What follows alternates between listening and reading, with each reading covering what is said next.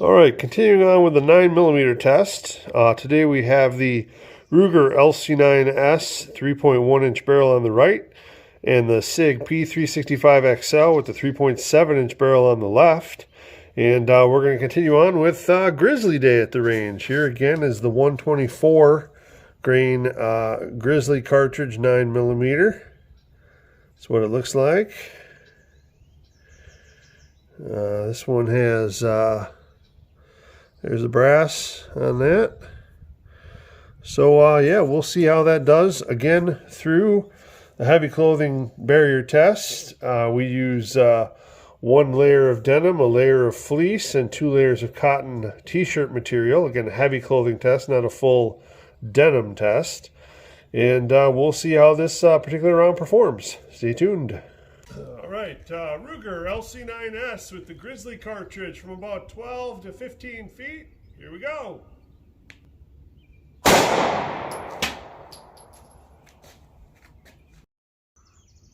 Okay, here's the Grizzly with the LC9S. It went here in the top. Some pretty good, looks like some pretty good disruption at the top here. Again, apologize for my wiper blade measuring tape here, but went through the first block, entered into the second block, and it's right down in here. If you can see that, right down in there is where the bullet rests. And that distance down in there is right at about 16 inches. So I'll dig that guy out here and we'll see what it looks like.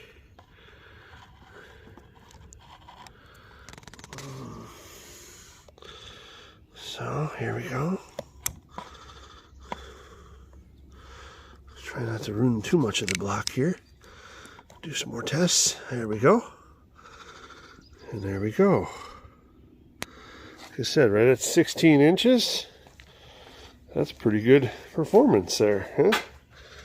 So, there we go.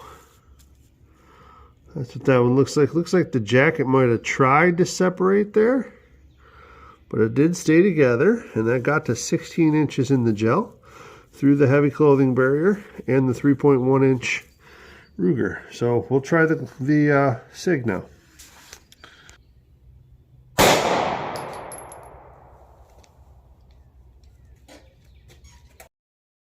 Okay, so that Grizzly through the SIG entered right here.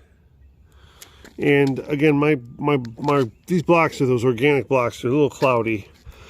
I went through the first gel block, and you can see it. It entered the second block right here. But right now, it is just too cloudy for me to see how far in this is. And I don't want to tear this block apart just yet. So I'm going to keep testing a few other things. And when I start to break this block apart, we will find how deep that round went and whether or not it expanded. Again, it did not pass all the way through. So this is roughly 18 to 19 inches in gel. It did not pass all the way through. So it is somewhere in that second block, and we will dig that out, and I'll show you that later. Okay, I started to dig again here, and I'm not sure you can see it, but right down in there is the first, or the Grizzly round from the SIG. And so that is going to be right at about 15 inches. So there's 15 inches, and it's right down there between my fingers there. So I'm going to dig that out, and we'll take a look to see what that one looks like. All right, I just pulled that straight up, and this is what it looks like. So again, right at about 15 inches in the gel. We had some real good expansion on that round. That was from the 3.7-inch barrel. And there it is, side by side. So first one was from the 3.1-inch, and this is from the 3.7-inch. We did not have any core jacket separation. But there you go. So again, we'll measure up and weigh those Grizzly rounds back at home. Back from the range, finishing up the last round from Grizzly Day. We had the Grizzly Cartridge 9mm, 124 grain hollow point. The box again says the velocity on this is 1200 feet per second. It felt like, recoil-wise, felt like a typical 9mm self-defense round. Didn't feel much different than any other round I've fired through either the 3.1 inch or 3.7 inch barreled guns I used. Performance was quite good, however. As you can see, this was out of the 3.1 inch LC9S. This was the round out of the 3.7 inch SIG P365XL. Both penetrated right in that window we were looking for, to 12 to 18 inches. The first one made it to roughly 16 inches in the gel, and again, that was through the heavy clothing barrier. And the second round made it to 15 inches in the gel, but did expand quite a bit larger as well through that longer barrel. We'll go ahead and weigh these up. Again, these should be 124 grain. Again, 124 grain standard pressure rounds. And this one, again, has picked up a little bit of cloth and denim and whatnot on it. You can probably see that in there. It did look like it was starting to try to lose its jacket maybe a little bit. But it did stay together. Yeah, that was pretty good out of a 3.1 inch barrel. And the second round here, again, we'll check the weight on that.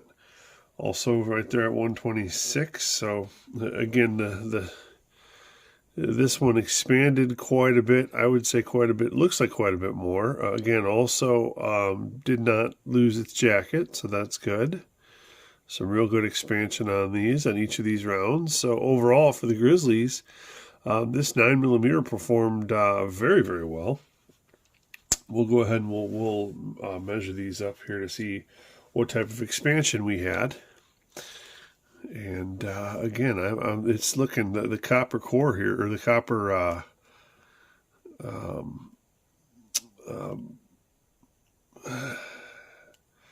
expanding quite far here, 0.56.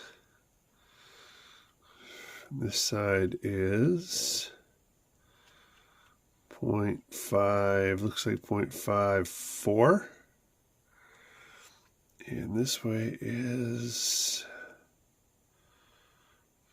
0.55, it looks like. So pretty good expansion out of that 3.1 inch barrel. And out of the 3.7 inch barrel, this one did even better, I think. It seems like it anyways. At the widest point here, it looks like we're right at about point... Right there, it's still giving me a 0.62 inches. This way it's 0.61. So 62, 61, and this way also 62. So again, that core didn't have huge lead expansion, but the copper did expand here. The petals expanded out quite a bit there on the bullet. So yeah, very, very good expansion, great weight retention, great penetration depth. Not much to knock on the Grizzly here. I only fired a few rounds, so I can't talk about the about the consistency or quality control. I only bought the one box, so I didn't want to just throw a bunch down range. But yeah, the couple of rounds I took did really well. My only knock on that again is going to be the price. I believe it was $16.99 for the box of 20 plus shipping costs, so that made it over 85 cents a round. Right now, I know you can find 124 grain HSTs if you buy in bulk for around 60 cents a round, and HSTs are known to being very good performers. I am going to test some HSTs here coming up, so we'll get to see what those look like, and maybe we can compare these rounds to those. But overall, this did really well. If you're ordering from them, picking up a box or two of these, I would say it'd probably be a pretty good idea. They perform great. No problems whatsoever with these. I would recommend. Again, the only thing I can knock on it is the price. And if you're going to go to the big box stores and buy a box of self-defense 9mm ammo, you're going to pay $1 to $1.50 a round anyways, maybe more than that, depending upon what you're buying. So unless you're ordering online in bulk, you're not going to get really below that 85-cent round a round price point anyways. So yeah, these did very well. So probably the best of the Grizzlies that I tested between the 380s, 38 Special, and the 9mm. These 9mm standard pressures did really well. Stay tuned. There's more videos coming.